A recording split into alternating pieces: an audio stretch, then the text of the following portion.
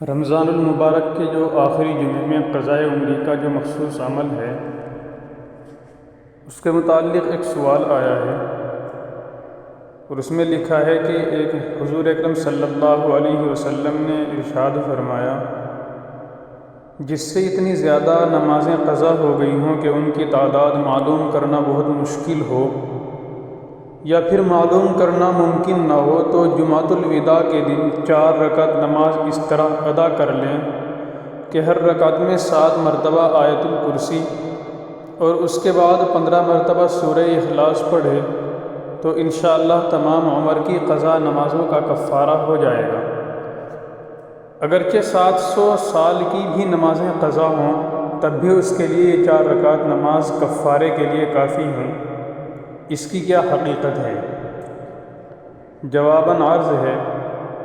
سوال میں مذکورہ طریقے سے 4 رکعت نماز پڑھنے سے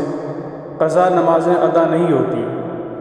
بلکہ زندگی میں قضا نمازوں سے بری الذمہ ہونے کے لیے ان کی ادائیگی کے علاوہ کوئی صورت ہے ہی نہیں۔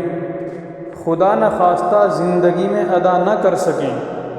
تو مرنے سے پہلے اپنے مال میں سے 1/3 حصے میں سے نمازوں کا فدیہ ادا کرنے کی وصیت کر جائے، لیکن جب تک زندہ ہے تو اپنی زندگی میں اپنی نمازوں کی قضا کرتا رہے۔ پھر جو آپ نے روایت لکھی ہے، یہ روایت ثابت نہیں ہے۔ ہاں، ان الفاظ کے قریب قریب ایک روایت کا تذکرہ ایک من گھڑت روایت میں ملتا ہے۔ محدثین نے ایسی روایات کو رد کیا ہے، لہذا اسے بطور روایت بیان کرنا اور اس پر عمل کرنا جائز نہیں ہے۔ ملا علی قاری رحمۃ اللہ علیہ موضوعات کبریٰ میں کہتے ہیں،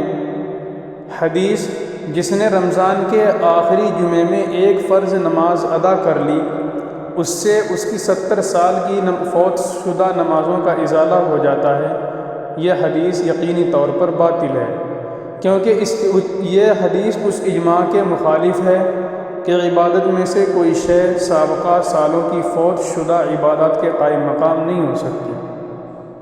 تو اس لیے یہ حدیث بھی بیان نہ کرنی چاہیے،